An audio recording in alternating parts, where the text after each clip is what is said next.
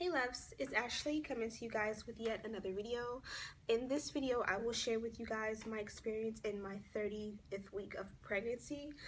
Today I'm actually 31 weeks, 2 days I believe, and it's going pretty well. So in week 30, according to the app, he was supposed to be about 3+ pounds. It seems like he's been 3 pounds for like a month already, but who knows how many pounds he really is at this point. It says that from this point forward, he's going to gain a ½ pound a week. So this is where his weight will finally start to pick up and he'll kind of get some fat on him. Symptoms this week, still craving ice like crazy. I eat it like for breakfast on my way to work. I have a cup of ice. Probably about 2, sometimes 3 times a day, I'll refill my cup of ice. On the way home, I'll have some ice, and sometimes I'm able to not have it at nighttime, but 9 times out of 10, I have some at night. So at this point, I'm extremely alarmed because people were telling me in the beginning that I'm probably, iron deficient. I believe when you crave ice, it's called pica. You have something called pica, and basically it's when you crave abnormal things like food or like dirt and toilet paper and crazy things like that. So I'm lucky that I'm only craving ice and it's edible, so I can satisfy that craving. But at this point in my pregnancy, I'm a little bit alarmed that something probably is wrong because I crave it so much and so badly. Also this week, a new thing that happened for me was I finally experienced Braxton Hicks contractions. Now, in the beginning, I didn't really know what they were. I read on them a few times, and I knew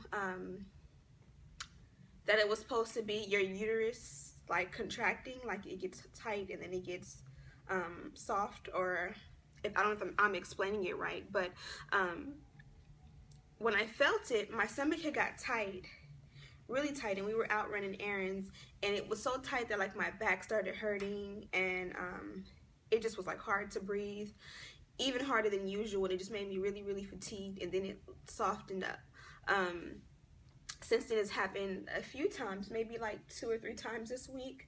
No extra symptoms, no pressure, no period feeling cramps, nothing like that. So I figured I'm okay. If my stomach or my uterus contracts really bad and it's like unbearable, or if it lasts a long time, then I will call my doctor. But at this point, I'm just figuring that it's Braxton Hicks and it's a false alarm, and that everything is okay, which it was.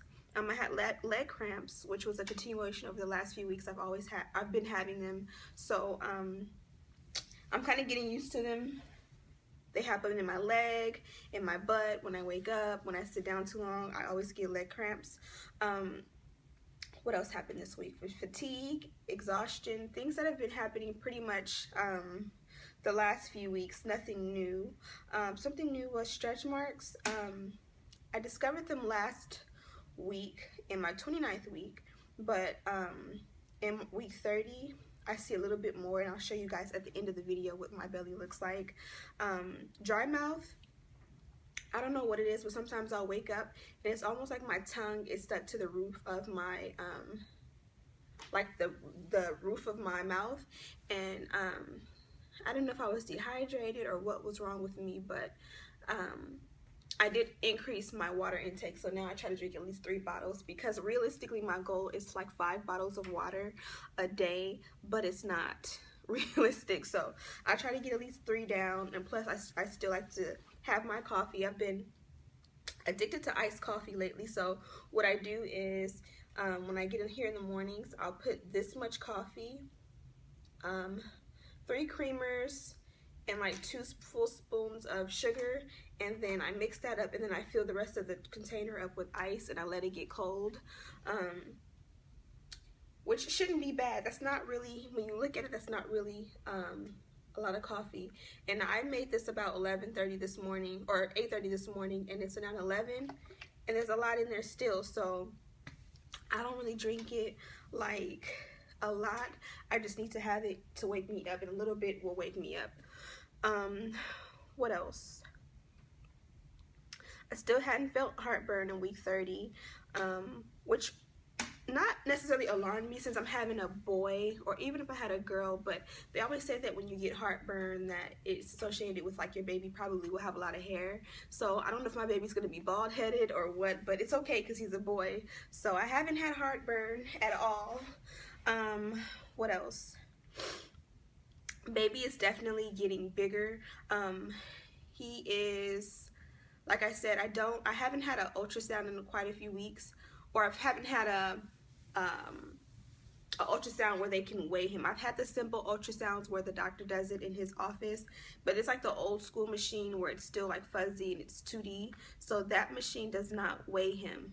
So I'm really curious to know how much he weighs, and I'm very excited to have a another 3D ultrasound so that I can see what he looks like now and how much he weighs. But as of right now, I can just tell that he's getting bigger.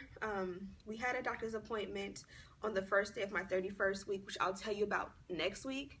But in that doctor's appointment, I'll give you a sneak peek and let you know that he is facing down, which I'm so excited about. I kind of knew it because in my last doctor's appointment, he was still facing up at 29 weeks. Or actually at 27 weeks, I think it was when that appointment was. But since then, I can feel all the kicks like right at the top. So it just feels like when he kicks and when he moves, like his legs and stuff like that, it's all up here. There's a little bit more pressure down there, not like painful pressure, but I can just kind of tell the way he moves that he's upside down. So the doctor did confirm that he is facing down, so hopefully he won't move anymore, and then he'll stay in that position until labor and delivery, so that we can have a good, healthy, natural birth and no C-section. I think that's it for this week, or for week 30. Other things, I think that at this point in my pregnancy, I've got like a strong hold over the whole pregnancy thing, and I've mastered it in my own mind. Like, I'm confident, I know everything that happens to my body, I'm aware of it now, and how can I explain it?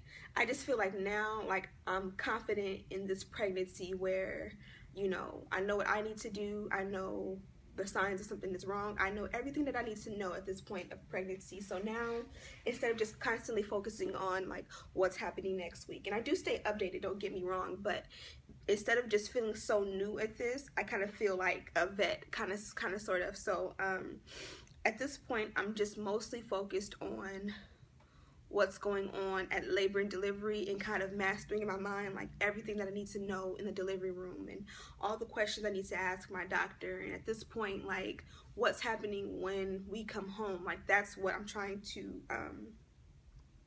learn the most about now. So my doctor is a private practice, so he does not offer birthing classes.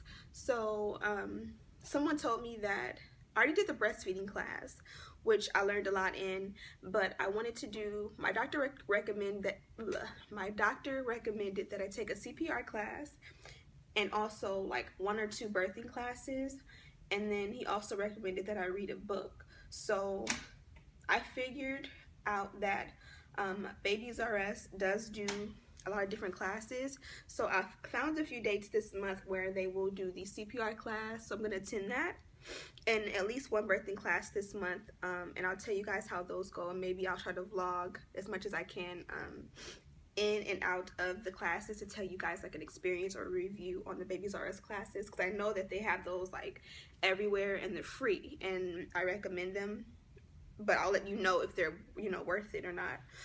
Also, the baby shower is at the end of this month, so I let my dad pick the location, and so I went last weekend and I paid for it, and that's confirmed and it's set.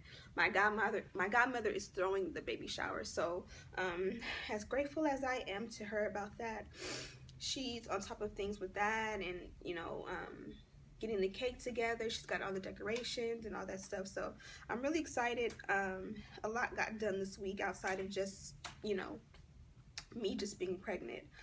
Also, another thing is I got the registry done months ago, but I hadn't touched it since, and I'm registered at Target and Babies R Us, so I I had to go back in, like when I went back into the registry, I realized that a lot of stuff was out of stock or discontinued or only available online, and I only want to put stuff on the registry that's available in store.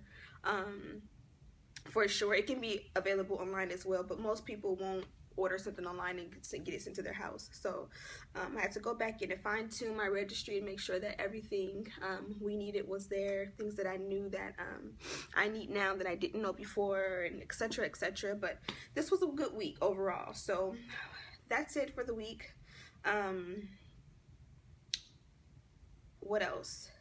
Yeah, that's it. So without further ado, I'll show you an update on my belly, and my boobs are still growing. So I'll show you guys my belly, and I don't know if I'm developing milk yet, but I have to be as huge as they are. So as you can see, mommy is getting stretch marks, and a lot of them are like under.